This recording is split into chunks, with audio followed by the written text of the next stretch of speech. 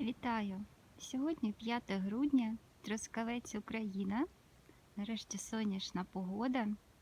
Я запрошую вас разом зі мною до лісової прогулянки. Рівно тиждень тому я була в лісі. Якщо ви дивилися той мій випуск, ви бачили, скільки ще було снігу. А зараз, як бачите, сніг весь розтанув, в лісі дуже волого.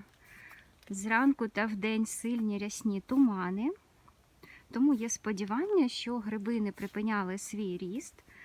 Зараз ми з вами знаходимося в лісі, де я взимку дуже часто збираю фламуліну, це зимовий опеньок, а також тут зустрічаються і інші зимові гриби.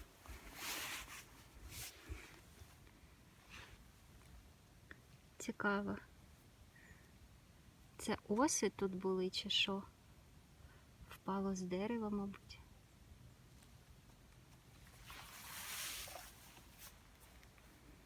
Давайте рушаємо, подивимося, що ліс нам цікавого приготував сьогодні. Така тендітна міцена зі своєю дзвоникоподібною шапинкою, прозорою ніжкою. Приємно взагалі зустрічати гриби в грудні.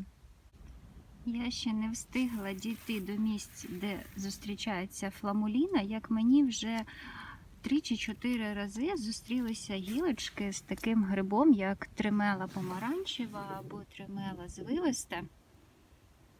Якраз у вологий період, це осінь, зима, весна, зустрічається цей гриб. Така, як желешка. Якщо ви дивитесь давно моє відео, то ви знаєте, що я цей гриб дуже люблю і завжди при нагоді його збираю.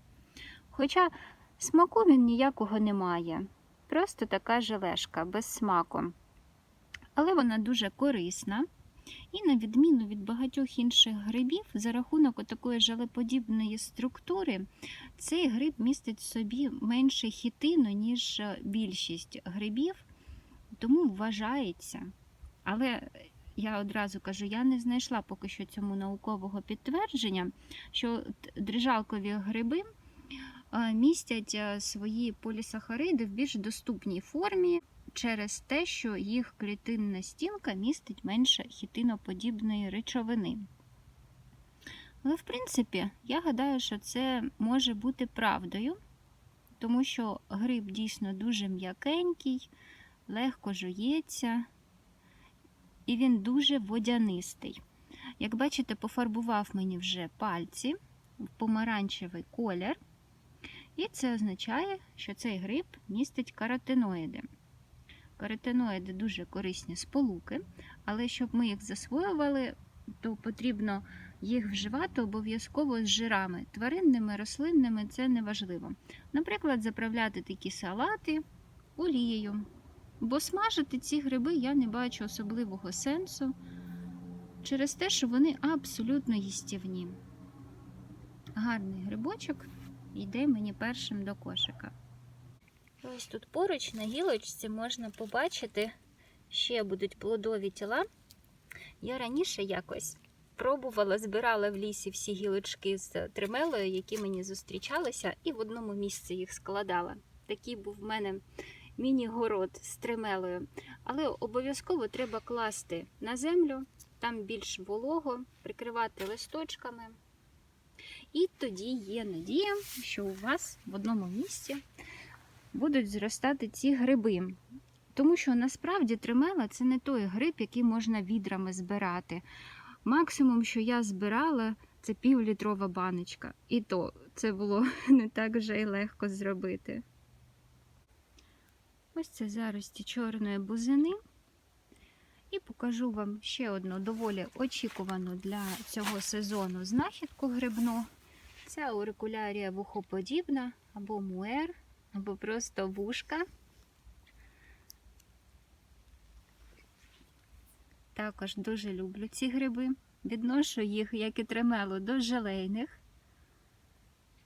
Корисні грибочки. Про тримелу, до речі, я не сказала, але вона, окрім того, що містить каротиноїди, має, як і аурикулярія, протипухлинні властивості. І не тільки. Взагалі це дуже корисні гриби, які легко готуються, доволі розповсюджені, якщо знати, на яких деревах та в яких лісах їх шукати. І не мають двійників. Йдуть мені до кошика. Попереду бачу повалене дерево з фламуліною. Але давайте подивимося, чи піде воно мені до кошика. Зараз хочу вам показати, що грибів тут доволі багато. Є вже і не дуже такі старенькі, і молоденькі є.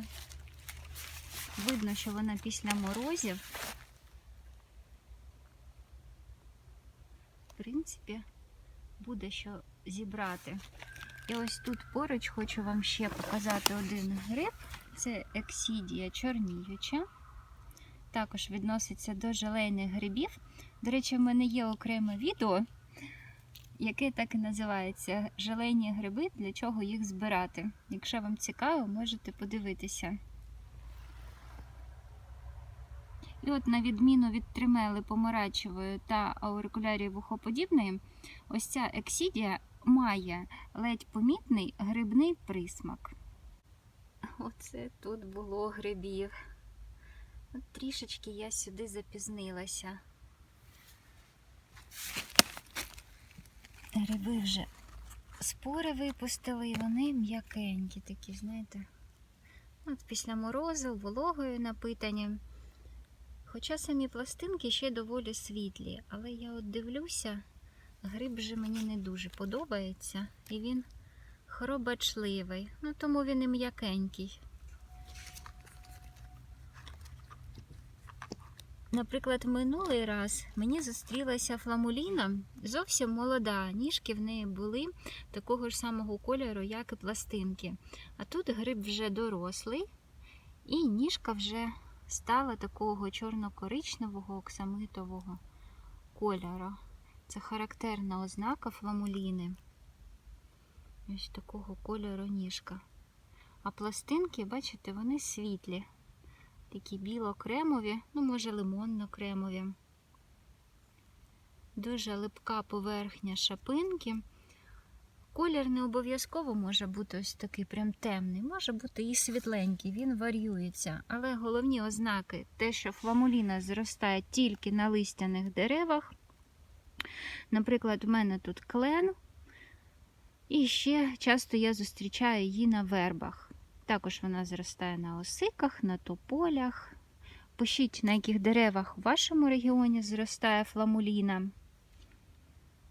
У мене, принаймні, ось ці два види дерев розповсюджені, і на них можна зустріти фламуліну.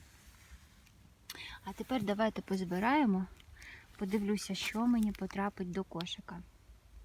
Поки що ось так в моєму кошику. Давайте далі пошукаємо. Я ще багато тут знаю грибних місць. І отут ось така грибна мацьопочка ще лишається. Можливо, перед Новим роком зможемо тут жменю грибів зібрати. А ось це вже знахідки фламуліни на вербі.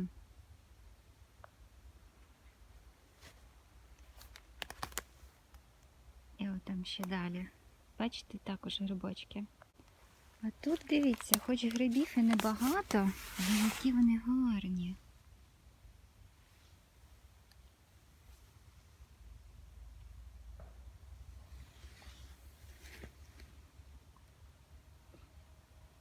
От по кольору ніжки можна визначити, наскільки молоденький грибочок. А там вже більш дорослі. Це все, як ви розумієте, верба. Тут і тримела помаранчева.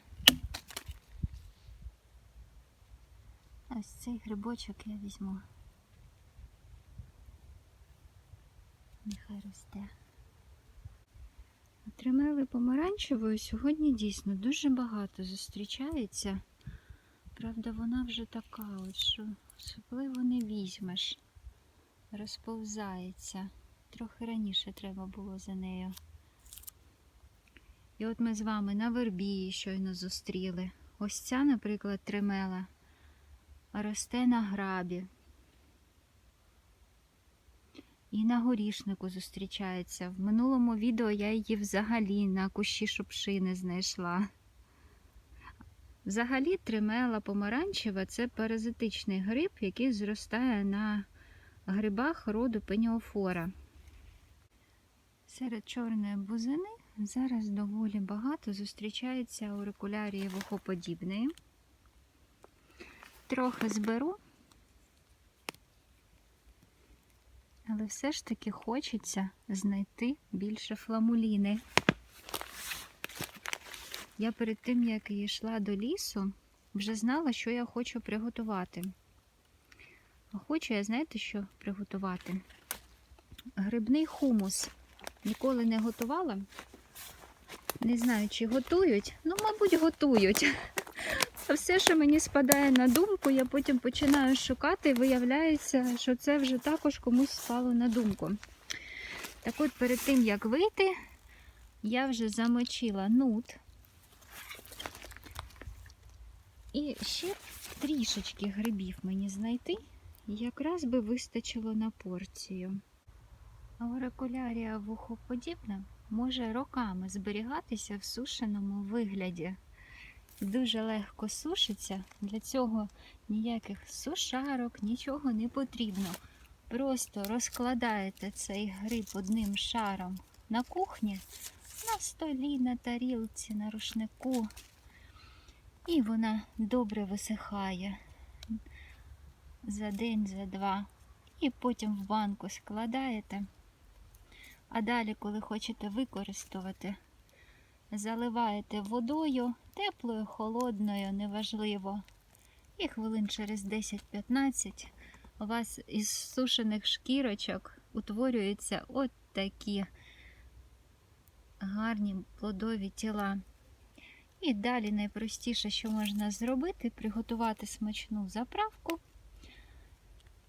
і заправити, або додати до салатів.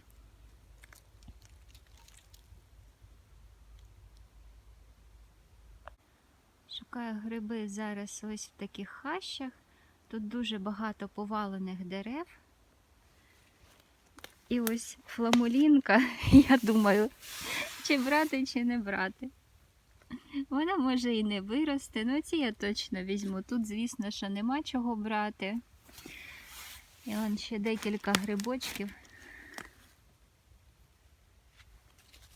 Якось не дуже грибно в тих місцях, де мало б бути багато фламуліни. Ну, якщо ви збираєте гриби, то знаєте, що ніколи не вгадаєш. Ти ніби думаєш, ну от, мали б бути гриби, всі умови, тут вони зростають, приходиш, а тут порожньо. Або інколи зовсім неочікувано знаходиш гриби там, де не міг би подумати, що вони там є. Але я зараз просто ходжу дуже повільно і насолоджуюся прогулянкою, тим, що можна ще без рукавичок ходити. Близько 0 сьогодні температура і не похмуро. Дуже гарно в лісі. Вітру немає, інколи комашку можна якусь побачити. Знову верба повалена і одинична фламуліна. Тут навіть з листочком вербовим. Одиничні грибочки, як бачите. Але все рівно. Дуже приємно гриби знаходити в грудні.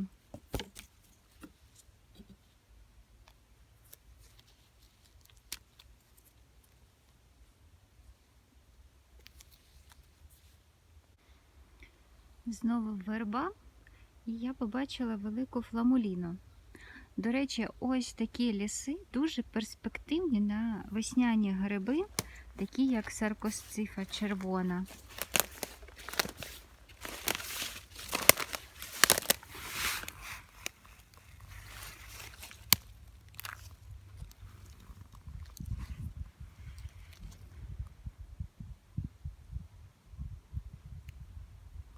Також фламуліна. Як бачите, більше тут немає. Зірвала тут одиничну фламуліну, вже вставала і просто не повірила своїм очам. Не віриться, що мені сьогодні так пощастило. По-перше, стільки грибочків, всі молоденькі.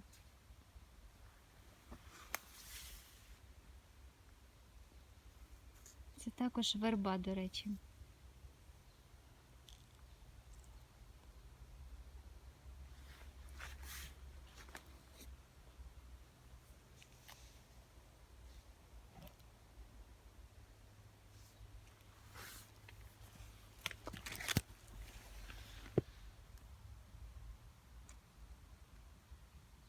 Оце краса, правда? О, вони прекрасні. В такому вигляді, правда, дуже схожі на ту фламуліну, що продають в супермаркетах, яка витягнута і білого кольору.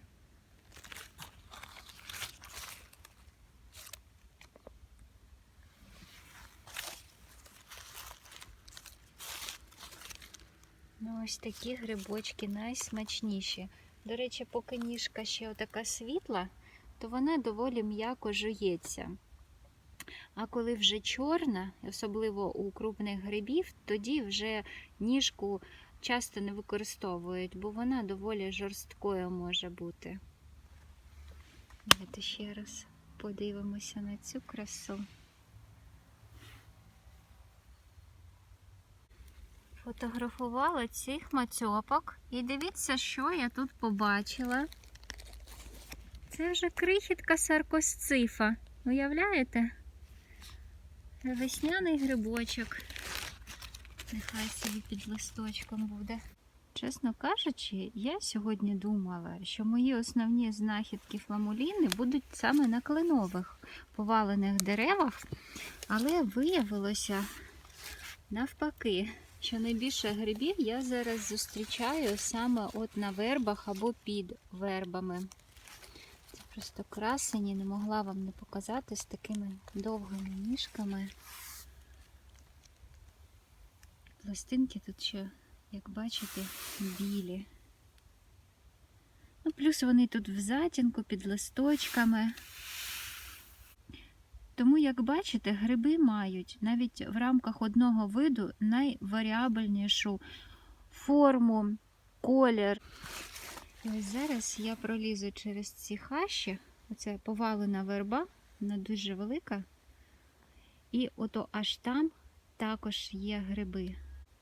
Ця верба вже декілька років як повалена, але жодного разу я на ній ще не знаходила гриби. У цьому році от вони по всьому стовбуру.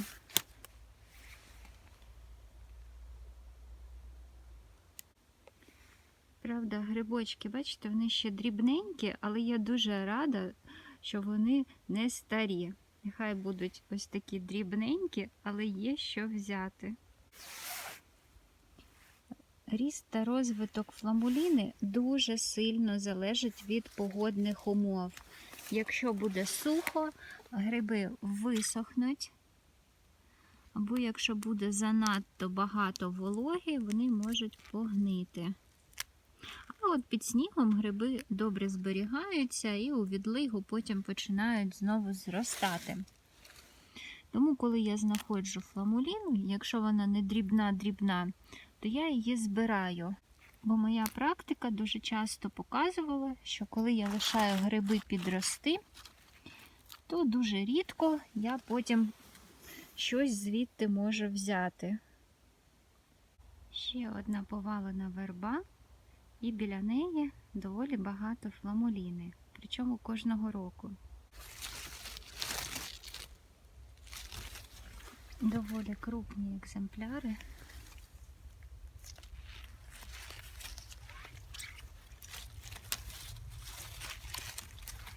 Давайте подивимось. Ого, ніжки! Оце ніжки, зараз я вам покажу. Оце грибочок. Та інколи фламуліна може дивувати розмірами.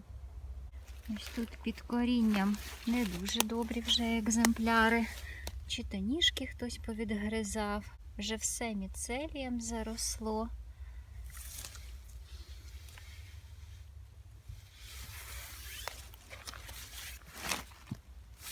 А ну тут давайте подивимось.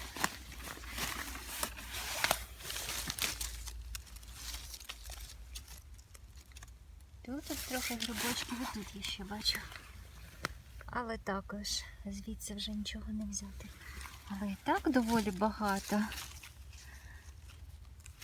Прекрасний сьогодні день. Стільки лісових подарунків грибних. Якої якості гарної. Хочу вам показати дуже гарний зросток фламуліни. Такі пузанчики.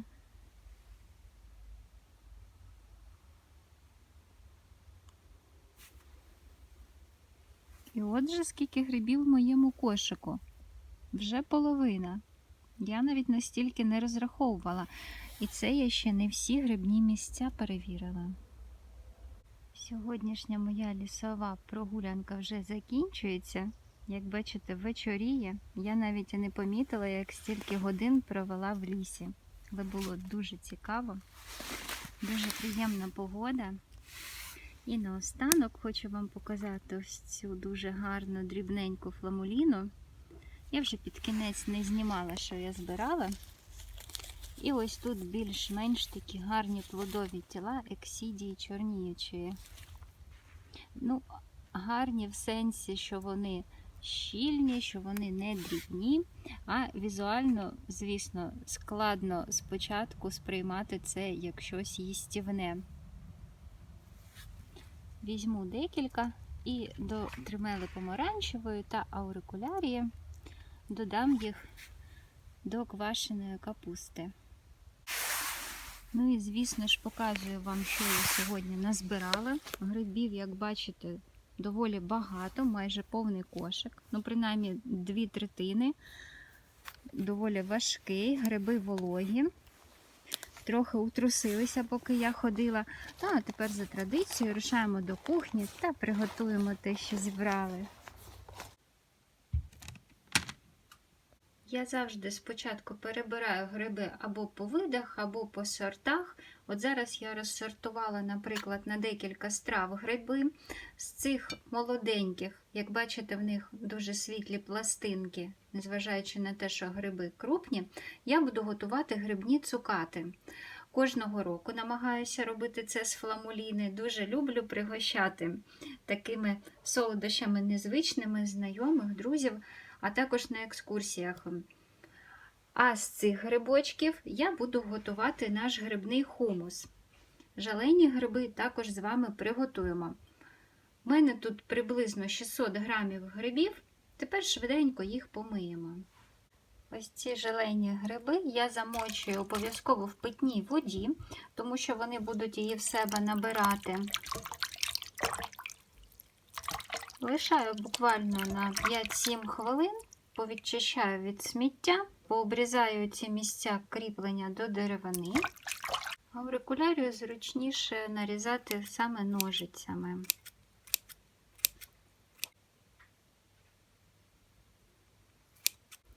Якщо ви не їсте гриби сирими, то їх можна залити окропом хвилин на 10.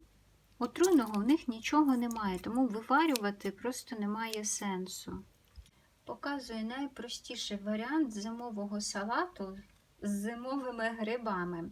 До квашеної капусти. В мене тут половина фіолетової, половина звичайної капусти, квашені разом з морквою. До речі, це виходить дуже смачно.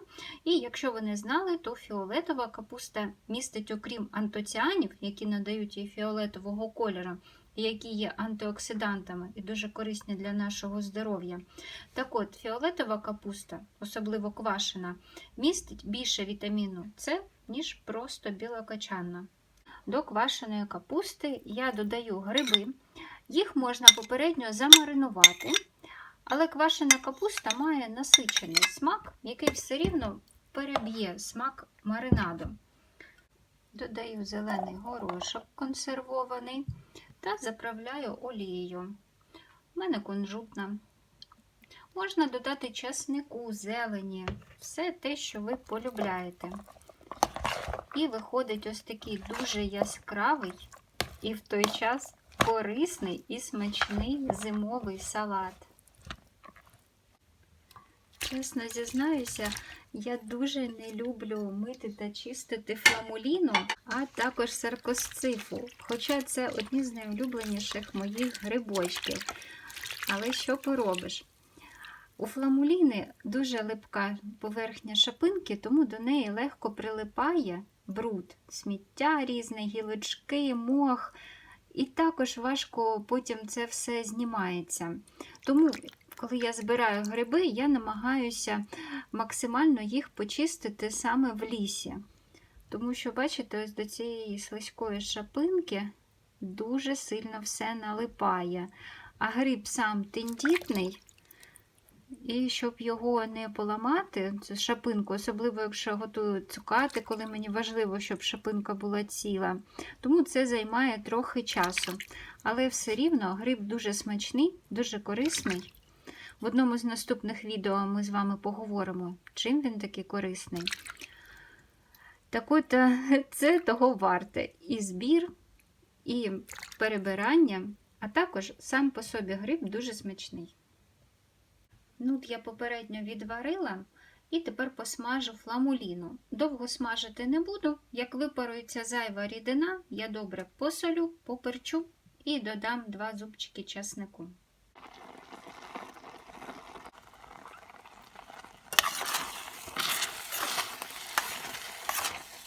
Всі інгредієнти я вже підготувала і можна готувати наш хумус, а вірніше подрібнити все в блендері. Основними інгредієнтами, як ви знаєте, це є нут, а далі вже можна додавати різні добавки. Наприклад, мені подобається ще весною в сезон робити з кропивою, виходить смачний зелений хумус. Одним з основних інгредієнтів також є паста тахіні кунжутна. У мене такої пасти нема, тому я додам декілька столових ложок підсмаженого кунжуту, лимонний сік і олія. В мене буде кунжутна олія. Гриби я смажила без додавання олії. Як ви бачили, вони дуже багато вологи виділяли. Тому я їх потушкувала у власному соці, додала часник. Взагалі в хумус додають при подрібненні свіжий часник, але гриби ці мають дуже ніжний смак, і я не хочу ще забивати насиченістю свіжого часнику свою страву. Хочу, щоб трохи відчувалися все ж таки і гриби. Лимонний сік я буду потрохи додавати і в процесі збивання буду пробувати, щоб не перекислити. Олії я додаю буквально 2 столові ложки. І тепер давайте зробимо класичну подачу хумусу. Я його, до речі, підсолила за смаком. Лимонного соку в мене десь 2,5 ложки пішло. Фламуліна не дуже відчувається, от саме як грибний смак. Але цікаво. Я гадаю, що з грибами, які мають більш насичений смак, такими як білі гриби, можливо, рядовка фіолетова, ще які, буде взагалі супер. Тепер я хочу ще спробувати з сушеними грибами приготувати хумус. О, з дощовиками має бути смачно. Так, менше розмов, давайте вже приготуємо нарешті. До паприки я додала насіння кропиви, а також подрібнений чабрець. Я його дуже полюбляю додавати в страву. І гриби смажені з чабрецем дуже смачно виходять. Поливаю олією, в мене кунжутна. І смакує це все з гріночками. Їх, до речі, можна натерти часничком, і це буде взагалі дуже-дуже смачно. Як бачите, з доволі простих інгредієнтів в нас вийшли дуже цікаві та яскраві страви. Грибний хумус, як ви розумієте, це взагалі високобілкова страва. Тим паче ми подрібнили гриби в блендері, тим самим підвищили їх засвоюваність. Сподіваюсь, відео було цікавим та корисним. Я бажаю нам всім миру. Миру над головою, в душі, в серці. До нових зустрічей у лісі!